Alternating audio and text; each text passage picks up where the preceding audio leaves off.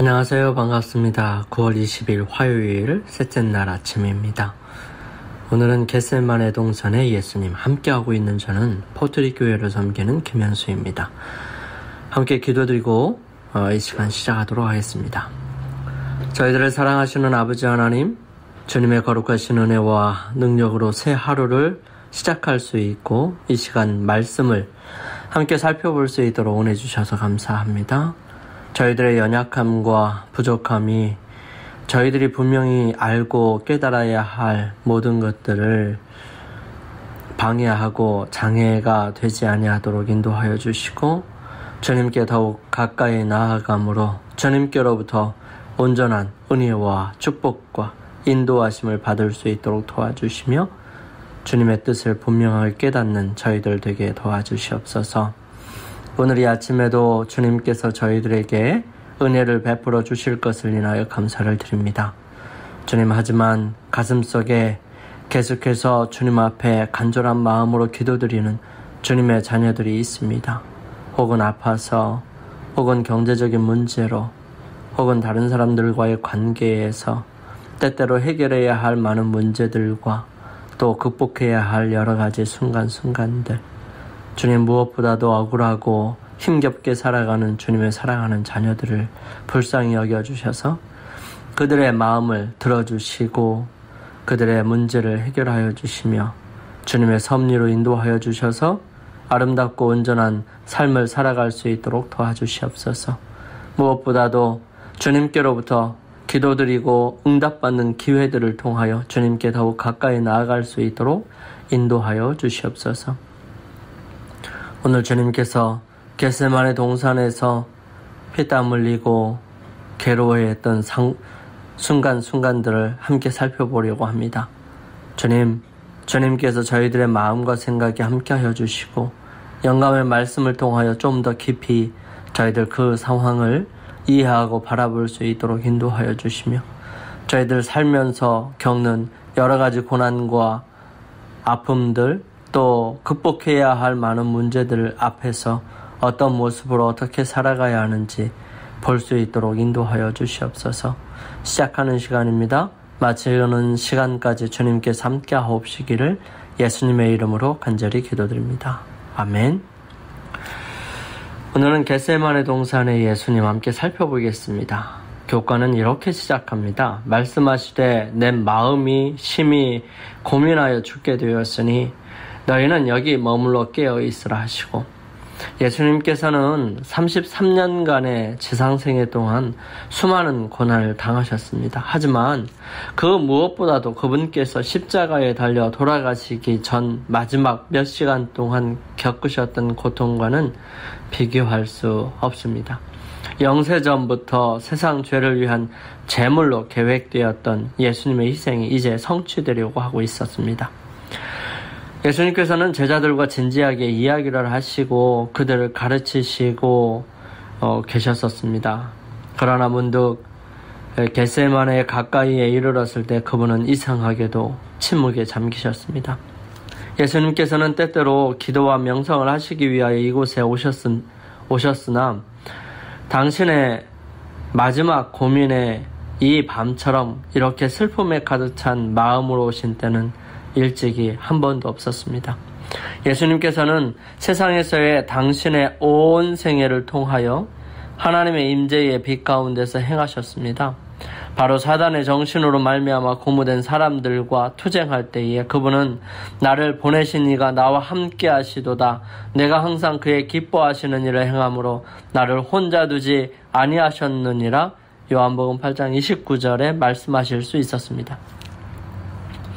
그러나 이제 예수님께서는 하나님의 붙드시는 임재의 빛을 차단당한 것처럼 보였습니다. 이제 그분은 범죄자들과 같이 헤아림을 받으셨습니다. 타락한 인류의 죄짐을 당신이 지셔야만 하였던 것입니다. 그분이 죄 자체가 되셨던 것이죠. 죄를 알지도 못하시는 그분이 우리 모든 사람의 죄를 지셔야만 하였습니다. 죄가 그분에게 매우 무겁게 보이는 그만큼 그분이 지셔야 할 죄악의 무게는 너무 컸으며 그분은 이것이 당신을 아버지의 사랑에서 영원히 쫓아내지는 않을까 염려하도록 유혹받았던 것입니다. 범죄에 대한 하나님의 진노가 얼마나 무서운가를 깨달으시고 예수님께서는 내 마음이 심히 고민하여 죽게 되었다고 부르짖으셨습니다. 제자들은 동산에 가까이 이르렀을 때에 저희 주님에게 이른 이 변화에 주의를 집중시켰습니다. 전에는 결코 예수님께서 그토록 큰 슬픔과 침묵에 잠기신 것을 본 적이 없었습니다. 그분이 앞으로 나아가심에 따라 알 수 없는 슬픔은 더욱 깊어 갔고요. 그들은 그 원인을 감히 물어볼 수도 없었습니다. 그분의 거동은 마치 넘어지시려는 것처럼 흔들거렸어요. 동산에 도착하자마자 제자들은 저희 주님을 쉬게 하려고 예수님께서 항상 쉬시던 장소를 열심히 찾아보았습니다. 이제 그분의 발걸음은 단 한 걸음도 괴롭고 힘들었습니다. 마치 무거운 짐에 눌려서 고통당하는 것처럼 예수님께서는 큰 소리로 신음하셨습니다. 2번이나 그분의 동료들이 그분을 부축하였는데 그렇지 않았으면 땅에 떨어지셨을 것입니다. 동산의 입구 가까이에서 예수님께서는 세 제자 외에는 모든 제자들을 거기 두시고 그들 자신과 당신을 위하여 기도해 달라고 명령하셨습니다. 예수님께서는 베드로와 야고보와 요한을 데리시고 동산에 격리된 휴식처로 들어가셨습니다. 이 세 제자는 그리스도의 가장 가까운 친구였습니다. 그들은 변화산에서 그분의 영광을 보았었고요. 모세와 엘리야가 그분과 더불어서 이야기하는 것을 보았고 하늘에서 들리던 음성도 들었습니다. 이제 당신의 큰 투쟁에 있어서 그리스도께서는 그들이 당신 가까이 있기를 원하셨던 것입니다. 가끔 그들은 이 은신처에서 그리스도와 같이 밤을 보낸 일이 있었는데 이런 때에는 한동안 깨어서 기도한 후에 아침에 예수님께서 당시 일하러 가도록 깨울 때까지 저희 주님에게서 멀지 않은 곳에서 편안히 쉴 수 있었습니다. 그러나 이제는 예수님께서는 그들이 당신과 같이 기도로서 밤을 새우기를 원하셨습니다. 그러나 예수님께서는 당신이 견뎌야 할 고민을 그들이 목격하는 것조차 견딜 수 없으셨습니다.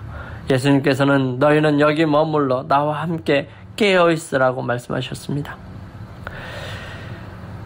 마가복음 14장 33절부터 36절, 마태복음 26장 39절, 누가복음 22장 41절부터 44절에 있는 말씀을 함께 살펴볼게요. 조금 나아가사 얼굴을 땅에 대시고 엎드려 기도하여 가라사대 내 아버지여 만일 할만하시거든 이 잔을 내게서 지나가게 하옵소서. 그러나 나의 원대로 마옵시고 아버지의 원대로 하옵소서 하시고 베드로와 야고보와 요한을 데리시고 가실새 심히 놀라시며 슬퍼하사 말씀하시되 내 마음이 심히 고민하여 죽게 되었으니 너희는 여기 머물러 깨어있으라 하시고 조금 나아가사 땅에 엎드려 될 수 있는 대로 이때가 자기에게서 지나가기를 구하여 가라사대 아바 아버지여 아버지께는 모든 것이 가능하오니 이 잔을 내게서 옮기시옵소서. 그러나 나의 원대로 마옵시고 아버지의 원대로 하옵소서 하시고 저희를 떠나 돌 던질 만큼 가서 무릎을 꿇고 기도하여 가라사대 아버지여 만일 아버지의 뜻이거든 이 잔을 내게서 옮기시옵소서. 그러나 내 원대로 마옵시고 아버지의 원대로 되기를 원하나이다 하시니 사자가 하늘로부터 예수께 나타나 힘을 돕더라. 예수께서 힘쓰고 애써 더욱 간절히 기도하시니 땀이 땅에 떨어지는 핏방울같이 되었더라. 예수님께서는 조금 나아가사 그들이 당신을 보고 들을 수 있는 멀지 않은 거리에 땅 바닥에 엎드리셨습니다. 그분은 죄로 말미암아 아버지에게서 분리되었다는 것을 느끼셨습니다. 그 심연은 매우 깊고 매우 넓고 검었습니다. 그분의 심령은 그 앞에 떨고 있었지요. 이 고민을 피하기 위하여 그분은 당신의 신성의 능력을 행사하지 말아야 하였습니다. 인간으로서 그분은 인간의 죄악의 결과를 감당해야만 하였습니다. 인간으로서 그분은 범죄에 대한 하나님의 진노를 견디어야만 했던 것입니다. 그리스도께서는 이제 그분이 전에 항상 서시던 바 다른 태도로 서셨습니다. 그분의 고통은 다음과 같은 선지자의 말 가운데 가장 잘 묘사되어 있습니다. 만군의 여호와가 말하노라. 가라 깨어서 내 목자 내 짝된 자를 치라. 죄 많은 인간들의 대속자 그리고 보증인으로서 그리스도께서는 거룩한 공의 아래서 고통을 받고 계셨습니다. 그분은 공의가 무엇을 의미하는지 아셨습니다. 지금까지 그리스도께서는 다른 사람의 중보가 되셨지만 이제 그분은 자신을 위한 중보자를 갖기를 원하셨던 것입니다. 예수님께서는 지상생애 동안 수많은 고통을 당하셨지만 그분께서 십자가를 앞두시고 겪으신 마지막 몇 시간 동안의 고통은 그 무엇과도 비교할 수가 없습니다. 겟세마네에서 고난당하신 예수님의 모습이 우리를 향한 하나님의 사랑에 대해 무엇을 말해주고 있습니까? 그 모습을 통해 우리를 위한 어떤 소망을 발견할 수 있을까요? 겟세마네에서 예수님께 어떤 일이 일어났는지를 묵상해 봐야 할 필요성이 있습니다. 세상의 죄가 이미 그분 위에 내려앉고 있었고요. 그와 같은 경험이 어떤 것이었을지 상상해 볼 수도 없을 것입니다. 그 어떤 사람도 지금까지 그런 일을 당하도록 부름받은 적이 없었습니다. 예수님께서는 아버지와의 연합이 깨어진 것을 느끼셨을 때에 그분의 인성으로 다가오는 흑암의 세력과의 투쟁을 견딜 수 있을까 두려워하셨습니다. 광야의 시험에서 인간의 운명은 위기에 처해 있었습니다. 그때 예수님께서는 승리자가 되셨습니다. 이제 유혹자는 무서운 최후의 투쟁을 위하여 나아왔던 것입니다. 이 일을 위하여 유혹자는 그리스도께서 봉사하시던 3년 동안을 준비해 왔습니다. 사단은 이 일에 모든 것을 걸었습니다. 만일 그가 여기서 실패하면 패권을 잡으려던 그의 희망은 좌절될 것이고요. 세계는 마침내 그리스도의 나라가 될 것이고 그 자신도 실패하고 내어 쫓기게 될 것이었습니다. 그러나 만일 그리스도께서 실패하신다면 지구는 사단의 왕국이 될 것이고 인류는 영원히 그의 권세 아래 있게 될 것이었습니다.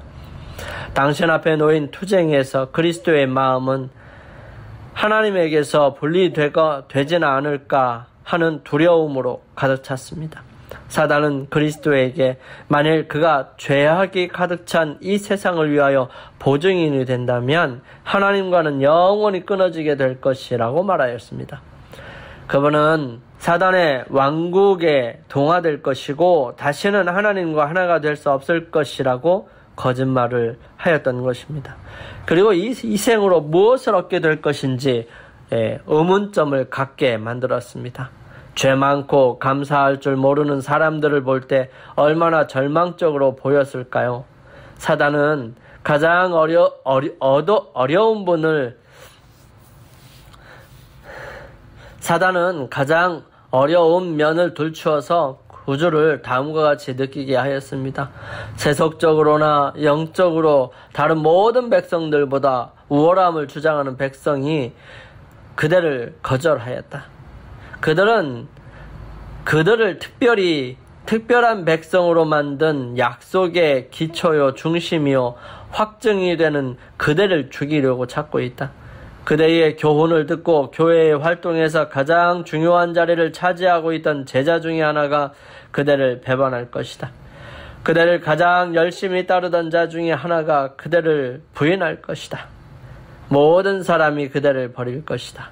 그리스도의 온 영혼은 그 생각을 몹시 싫어하였습니다. 그분이 구원하시고자 했던 자들, 그들이 그렇게 극진히 사랑하신 자들이 사단의 음모에 연결되리라는 사실은 그분의 마음을 찔렀습니다. 투쟁은 무서웠지요. 이 투쟁은 유대민족의 죄악과 그분을 고발하고 배반하는 자들의 죄악과 죄 가운데 놓인 이 세상의 죄악을 포함하고 있었습니다. 사람들의 죄악이 그리스도를 무겁게 억눌렀고요. 죄에 대한 하나님의 분노를 의식함으로 그분의 생명은 부셔지는 것 같고 분쇄되고 있었던 것입니다. 여러분, 예수님께서 우리를 위해 간절히 기도하시며 무거운 죄의 짐을 지셨던 이 겟세마네에서의 예수님의 모습을 상상하고 무엇으로 그분의 사랑에 보답할 수 있을지 생각해 볼 수 있었으면 좋겠습니다. 인간의 영혼을 위해 지불할 값을 깊이 생각하시는 예수님을 바라보았으면 좋겠어요. 고통 중에 마치 그분은 하나님에게서 더 멀리 떨어지지 않으시려는 것처럼 차디찬 땅바닥에 엎드리셨습니다. 찬 밤이슬이 예수님의 극도로 지친 몸 위에 내리고 있었지만 그분은 그것을 개의치 않으셨습니다. 그분의 창백한 입술에서는 내 아버지여 만일 하실만 하시거든 이 잔을 내게서 지나가게 하옵소서라는 고통의 부르짖음이 새어나왔습니다. 그러나 지금도 여전히 그분은 그러나 나의 원대로 마옵시고 아버지의 원대로 하옵소서라고 덧붙이셨습니다. 고통 가운데서 인간의 마음은 동정을 갈망하지요. 이와 같은 갈망을 그리스도께서는 마음속 깊이에서부터 느끼셨습니다. 극도로 고민하는 가운데 그처럼 자주 축복하시고 위로하셨으며 슬픔과 어려움 속에서 보호하셨던 제자들에게서 어떤 위로의 말을 듣고자 하는 간절한 마음으로 그분은 그들에게 오셨습니다. 항상 그들에게 동정의 말씀을 하셨던 그분이 이제 초인간적인 고민을 당하시면서도 그들이 당신과 그들 자신을 위하여 기도하고 있다는 사실을 알고자 열망하셨던 것입니다. 죄의 악함이 얼마나 어둡게 보였을까요? 인류로 범죄의 결과를 당하게 하고 당신 자신은 하나님 앞에 결백한 사람으로서라는 유혹은 무서운 것이었습니다. 만일 제자들이 이 사실을 깨닫고 감사한다는 것을 아실 수만 있었더라도 그분은 용기를 얻으셨을 것입니다. 예수님께서는 고통스럽게 일어나셔서 동료들을 두고 오신 장소로 비틀거리며 걸어가셨습니다. 그러나 그분은 저희가 자는 것을 보셨습니다. 만일 그들이 기도하는 것을 보셨다면 그분은 고통을 면하셨을 것입니다. 만일 그들이 하나님 안에서 피난처를 찾았더라면 사단의 작용이 그들을 넘어뜨릴 수 없었을 것이고요. 예수님께서는 그들의 꿋꿋한 믿음으로 말미암아 위로를 받으셨을 것입니다. 그렇지만 그들은 깨어있어 기도하라고 반복하여 경고하신 말씀에 유의하지 않았습니다. 처음에 제자들은 항상 매우 평온하고 위엄이 있으신 저희 주님께서 이해할 수 없는 슬픔으로 고통하시는 것을 보고 매우 걱정했었습니다. 고통하는 자의 힘찬 부르짖음을 듣고 그들은 기도했었어요. 그들이 주님을 버리려고는 하지 않았지만 그들은 하나님께 계속하여 간청하였더라면 쫓아버릴 수 있었던 혼수 상태에 빠져 있었던 것입니다. 그들은 시험을 물리치기 위하여 깨어서 열심히 기도할 필요가 있음을 깨닫지 못하였던 것이지요. 그리하여 그들은 결국은 예수님에게서 멀리 도망치게 됐고 요한 외에는 예수님 가까이에 있었던 사람은 거의 없었습니다.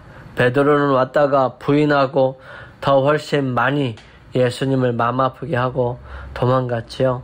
이런 여러 가지 모습들을 통해서 우리의 모습을 다시 한번 생각해 볼 수 있었으면 좋겠습니다. 영감의 말씀입니다. 심령의 고민으로 피땀을 흘리신 예수님. 하나님의 아들이 겟세마네 동산에서 기도하는 자세로 엎드리셨을 때 그분의 심령의 고민은 그분의 땀구멍에서 커다란 핏방울과 같은 땀이 나게 하였다. 거대한 흑암의 공포가 그분을 둘러싼 곳은 바로 이곳이었다.